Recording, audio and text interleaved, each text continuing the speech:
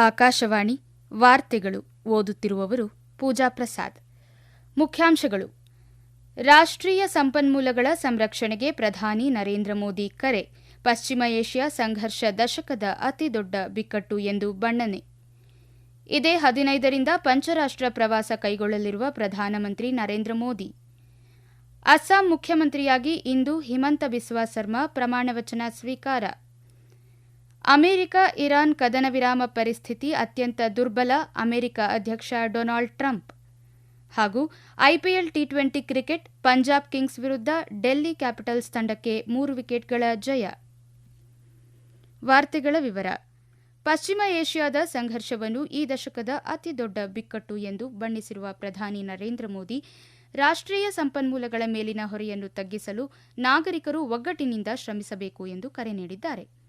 ಗುಜರಾತ್ನ ವಡೋದರಾದಲ್ಲಿ ನಿನ್ನೆ ಸರ್ದಾರ್ ಧಾಮ್ ವಿದ್ಯಾರ್ಥಿ ನಿಲಯವನ್ನು ಉದ್ಘಾಟಿಸಿ ಮಾತನಾಡಿದ ಅವರು, ಈ ಜಾಗತಿಕ ಪರಿಸ್ಥಿತಿ ದೇಶದ ಜನರ ಮೇಲೆ ಕನಿಷ್ಠ ಪರಿಣಾಮ ಬೀರುವಂತೆ ಸರ್ಕಾರ ನಿರಂತರ ಪ್ರಯತ್ನ ನಡೆಸುತ್ತಿದೆ ಎಂದು ತಿಳಿಸಿದರು.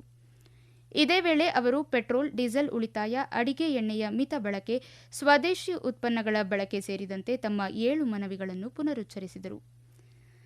ಸರ್ದಾರ್ ವಲ್ಲಭಭಾಯ್ ಪಟೇಲ್ ಅವರನ್ನು ಸ್ಮರಿಸಿದ ಪ್ರಧಾನಿ, ಪಟೇಲರ ಸಂಕಲ್ಪದಿಂದ ಸೋಮನಾಥ ದೇವಾಲಯ ಪುನಶ್ಚೇತನಗೊಂಡು 75 ವರ್ಷ ಸಂದಿರುವುದನ್ನು ನೆನಪಿಸಿಕೊಂಡರು. ಇದೇ ವೇಳೆ ಪಾಟೀದಾರ್ ಸಮುದಾಯದ ಮುಖಂಡರು ಪ್ರಧಾನಿಯವರಿಗೆ ಸರ್ದಾರ್ ರತ್ನ ಪ್ರಶಸ್ತಿ ನೀಡಿ ಗೌರವಿಸಿದರು. ಸುಮಾರು 150 ಕೋಟಿ ರೂಪಾಯಿ ವೆಚ್ಚದಲ್ಲಿ ನಿರ್ಮಾಣವಾಗಿರುವ ಸರ್ದಾರ್ ಧಾಮ್ ಸಂಕೀರ್ಣ 2,000 ವಿದ್ಯಾರ್ಥಿಗಳಿಗೆ ವಸತಿ, ಇ-ಲೈಬ್ರರಿ ಮತ್ತು ಸುಸಜ್ಜಿತ ಸಭಾಂಗಣಗಳನ್ನು ಹೊಂದಿದೆ.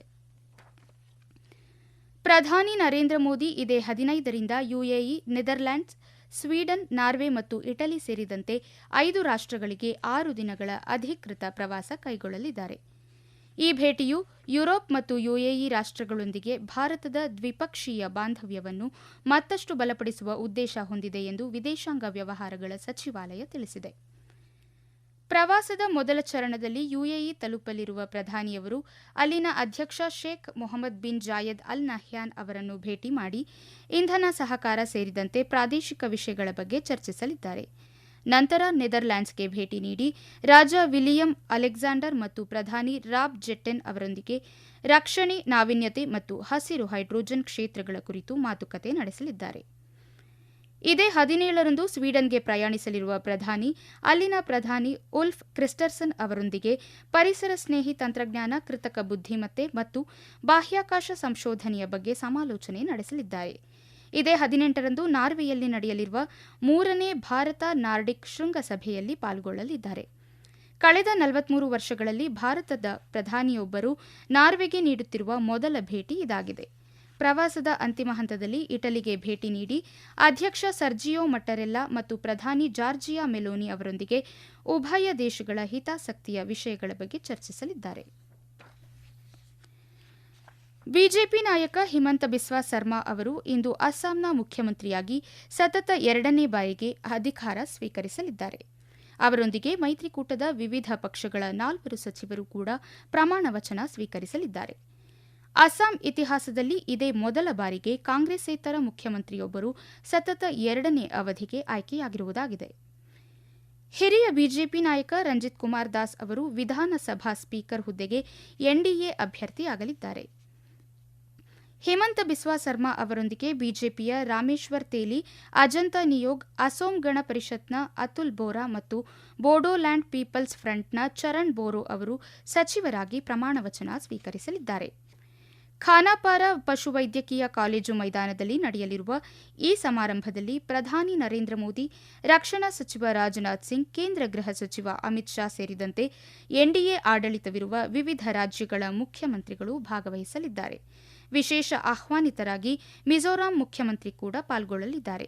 ಇತ್ತೀಚೆಗೆ ನಡೆದ 126 ಸದಸ್ಯ ಬಲದ ವಿಧಾನಸಭಾ ಚುನಾವಣೆಯಲ್ಲಿ ಬಿಜೆಪಿ ನೇತೃತ್ವದ ಎನ್ಡಿಎ ಮೈತ್ರಿಕೂಟವು 3/2 ಬಹುಮತದೊಂದಿಗೆ ಭರ್ಜರಿ ಜಯ ದಾಖಲಿಸಿದೆ. ಈ ವಾರ್ತೆಗಳನ್ನು ಆಕಾಶವಾಣಿಯಿಂದ ಕೇಳುತ್ತಿದ್ದೀರಿ. ನಮ್ಮ ಎಲ್ಲಾ ರಾಷ್ಟ್ರೀಯ ವಾರ್ತೆಗಳು ಹಾಗೂ ಪ್ರದೇಶ ಸಮಾಚಾರ ಈಗ ಆಕಾಶವಾಣಿ ನ್ಯೂಸ್ ಕನ್ನಡ ಯೂಟ್ಯೂಬ್ ಚಾನೆಲ್ನಲ್ಲಿ ಲಭ್ಯ. ನಮ್ಮ ಎಕ್ಸ್ ಖಾತೆ ಮತ್ತು ಇನ್ಸ್ಟಾಗ್ರಾಂ ಖಾತೆ ಆಕಾಶವಾಣಿ ನ್ಯೂಸ್ ಕನ್ನಡ. ಹೆಚ್ಚಿನ ಮಾಹಿತಿಗಾಗಿ ನಮ್ಮ ಫೇಸ್ಬುಕ್ ಖಾತೆ AIR ಕನ್ನಡ ನ್ಯೂಸ್ ಅನುಸರಿಸಿ. ಮಾಹಿತಿಯ ಹೂರಣ ವಾರದ ಕಾರ್ಯಕ್ರಮ ಪ್ರಚಲಿತ ವಿದ್ಯಮಾನ ಪ್ರತಿ ಬುಧವಾರ 9:15.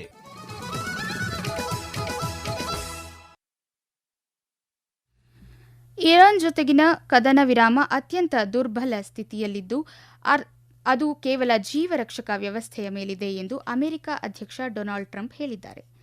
ತಿಂಗಳುಗಳಿಂದ ನಡೆಯುತ್ತಿರುವ ಯುದ್ಧವನ್ನು ಕೊನೆಗಾಣಿಸಲು ಇರಾನ್ ಕಳುಹಿಸಿದ್ದ ಶಾಂತಿ ಪ್ರಸ್ತಾವನೆಯನ್ನು ಸಂಪೂರ್ಣವಾಗಿ ಒಪ್ಪಲು ಸಾಧ್ಯವಿಲ್ಲ ಎಂದು ತಿರಸ್ಕರಿಸಿದ ಮರುದಿನವೇ ಅಧ್ಯಕ್ಷ ಟ್ರಂಪ್ ಈ ಹೇಳಿಕೆ ನೀಡಿದ್ದಾರೆ. ಶ್ವೇತಭವನದಲ್ಲಿ ಸುದ್ದಿಗಾರರೊಂದಿಗೆ ಮಾತನಾಡಿದ ಅವರು, ಇರಾನ್ ಪ್ರತಿನಿಧಿಗಳು ಕಳುಹಿಸಿರುವ ಆ ಪ್ರಸ್ತಾವನೆಯನ್ನು ಓದಿದ ನಂತರ ಕದನ ವಿರಾಮ ಅತ್ಯಂತ ದುರ್ಬಲವಾಗಿದೆ ಎಂಬುದು ಸ್ಪಷ್ಟವಾಗಿದೆ ಎಂದು ತಿಳಿಸಿದ್ದಾರೆ. ಫೆಬ್ರವರಿ 28ರಂದು ಆರಂಭವಾದ ಈ ಯುದ್ಧದಿಂದಾಗಿ ಜಾಗತಿಕ ತೈಲ ಪೂರೈಕೆಯ ಪ್ರಮುಖ ಸಮುದ್ರ ಮಾರ್ಗವು ಸ್ಥಗಿತಗೊಂಡಿದ್ದು ಹಲವಾರು ದೇಶಗಳಲ್ಲಿ ಇಂಧನ ಕೊರತೆ ಉಂಟಾಗಿದೆ. ಈ ಹಿನ್ನೆಲೆಯಲ್ಲಿ ಇರಾನ್ ಕಳುಹಿಸಿದ್ದ ಪ್ರಸ್ತಾವನೆಯು ಯುದ್ಧದ ಅಂತ್ಯಕ್ಕೆ ದಾರಿಯಾಗಬಹುದು ಎಂಬ ನಿರೀಕ್ಷೆ ಇತ್ತಾದರೂ ಅಧ್ಯಕ್ಷ ಟ್ರಂಪ್ ಅದನ್ನು ಸಂಪೂರ್ಣ ಅಸ್ವೀಕಾರಾರ್ಹ ಎಂದು ತಳ್ಳಿಹಾಕಿದ್ದಾರೆ. ದಕ್ಷಿಣ ದಮ್ದಮ್ ಮುನಿಸಿಪಾಲಿಟಿ ನೇಮಕಾತಿ ಹಗರಣಕ್ಕೆ ಸಂಬಂಧಿಸಿದಂತೆ ಪಶ್ಚಿಮ ಬಂಗಾಳ ಸರ್ಕಾರದ ಮಾಜಿ ಅಗ್ನಿಶಾಮಕ ಮತ್ತು ತುರ್ತು ಸೇವೆಗಳ ಸಚಿವ ಸುಜಿತ್ ಬಸು ಅವರನ್ನು ಜಾರಿ ನಿರ್ದೇಶನಾಲಯದ ಅಧಿಕಾರಿಗಳು ಕೋಲ್ಕತಾದಲ್ಲಿ ಬಂಧಿಸಿದ್ದಾರೆ. ತೃಣಮೂಲ ಕಾಂಗ್ರೆಸ್ ಸರ್ಕಾರದ ಅವಧಿಯಲ್ಲಿ ಬಸು ಅವರು ಆರ್ಥಿಕ ಲಾಭದ ಬದಲಾಗಿ ಸುಮಾರು 150 ಅಭ್ಯರ್ಥಿಗಳನ್ನು ವಿವಿಧ ಹುದ್ದೆಗಳಿಗೆ ಶಿಫಾರಸು ಮಾಡಿದ್ದಾರೆ ಎಂದು ಇಡಿ ಅಧಿಕಾರಿಗಳು ಆರೋಪಿಸಿದ್ದಾರೆ. ನಗರಸಭೆಯ ಕೆಲಸ ಕೊಡಿಸಿದ ಪ್ರತಿಯಾಗಿ ಅವರು ಪಡೆದಿರುವ ಅಕ್ರಮ ಹಣದಿಂದ ಫ್ಲಾಟ್ಗಳನ್ನು ಖರೀದಿಸಿರುವುದು ತನಿಖೆಯ ವೇಳೆ ಪತ್ತೆಯಾಗಿದೆ ಎಂದು ಇಡಿ ತಿಳಿಸಿದೆ.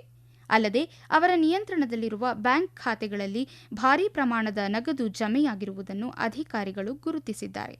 ಸುಜಿತ್ ಬಸು ಅವರನ್ನು ಇಂದು ವಿಶೇಷ ನ್ಯಾಯಾಲಯಕ್ಕೆ ಹಾಜರುಪಡಿಸಲಾಗುವುದು ಎಂದು ಮೂಲಗಳು ತಿಳಿಸಿವೆ. ಭಾರತದ ಆಹಾರ ದಾಸ್ತಾನು ಹೇರಳವಾಗಿದೆ ಮತ್ತು ದೇಶದಲ್ಲಿ ಯಾವುದೇ ಆಹಾರದ ಕೊರತೆ ಇಲ್ಲ ಎಂದು ಕೃಷಿ ಮತ್ತು ರೈತ ಕಲ್ಯಾಣ ಸಚಿವ ಶಿವರಾಜ್ ಸಿಂಗ್ ಚೌಹಾಣ್ ಹೇಳಿದ್ದಾರೆ.